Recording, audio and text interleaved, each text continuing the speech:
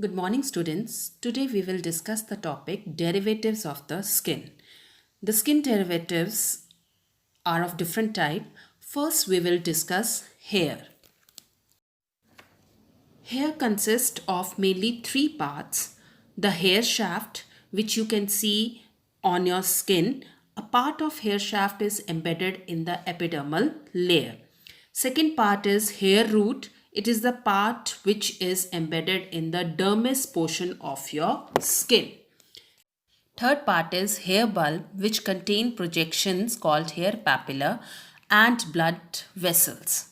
Hair follicle, it is the tiny hair producing organ that extend deep into the dermis and is enclosed in the hair root. Hairs are non-living, keratinized, and they help in insulating your skull, keep the foreign particles away, and act as sensory receptors. Here in the diagram, you can see the structure of hair follicle. Which is made up of epithelial cell, and it contains inner portion hair matrix, outer one the blood vessels or projections, you can say hair papilla, and at the base it is hair bulb, which consists of epithelial cell, and this part brings about the growth in the hair. These are the structures. In the diagram you can see the hair shaft, that is upper portion, the middle portion is hair root, and at the base we have the hair bulb. Now coloration of hair mainly depends upon the pigment present in it called as melanin. So difference in color is due to the amount of melanin present in the hairs. Now, everyone must have sometime experienced a goose flesh. Goose flesh, it is a term called as pileoerection. During winters, our hair, they become erect. That is mainly because our skin gets wrinkled and it pulls off our skin muscles, which makes the hair stand straight. So this condition, it is called as pileoerection. Please underline, this is an important term. Now here's they go on shedding about depending upon the time durations.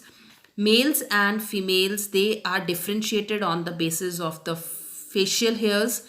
In eyelashes we have hairs which serve as a different function for protection. So this is the composition of the hairs.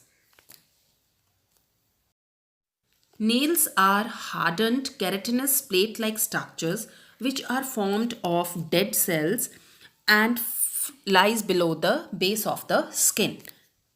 They are mainly made up of three parts. The plate, which is hard and outer part of the nail, it is made up of dead cells and keratinized. Middle part, bed, that is also called as root, which lies below the nail plate. Third part is matrix, which is below the skin surface, and you might have seen in your nails the half whitish moon like structure at the base, that is called as matrix. So this matrix contains the blood supply and the dividing cells which help brings about the growth in the nails. Here in the diagram you can see this is the free edge of the nails. This part is called as the nail plate, and this lower part, which is slightly embedded in the skin, is called as the matrix containing the dividing cell for the growth of the nails. Now next derivative we are going to study, that is sebaceous glands. Sebaceous glands are the glands which usually open into the hair follicle in the dermis region of the skin. So they give out an oily secretion called as sebum, which makes our skin oily and waterproof. So please underline this point. It keeps the skin oily and waterproof and prevents the water loss from the skin during dry and cold weather. Sometimes the secretion of sebum is reduced, which makes our skin very dry during the cold seasons. Here in the diagram you can see the sebaceous glands. And the structure is shown. It arises from the hair follicle and secretes out a secretion called as sebum. Now there may be some common problems related to the secretion of sebaceous gland. First is pimples. That is the sebum accumulation with the bacterial growth. When bacteria's growth on the sebum, it causes pimple.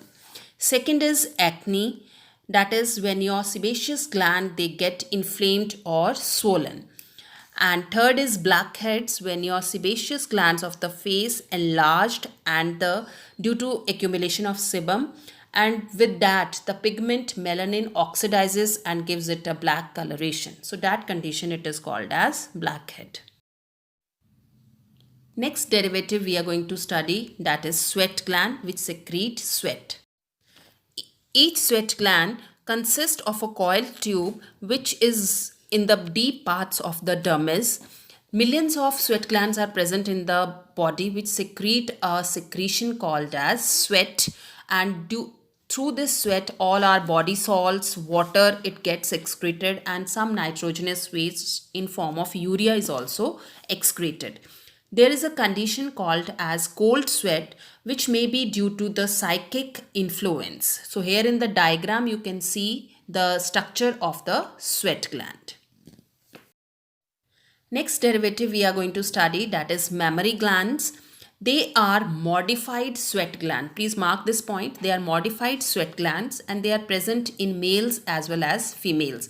In males they are in the rudimentary state, whereas in females after puberty they enlarge to form a pair of breast.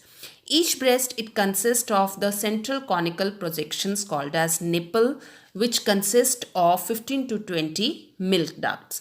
So activity of mammary gland is related to the reproductive hormone prolactin. Underline this, it relates with the hormone prolactin and pregnancy, which helps in the secretion of the milk, which is highly nutritious for the newborn baby.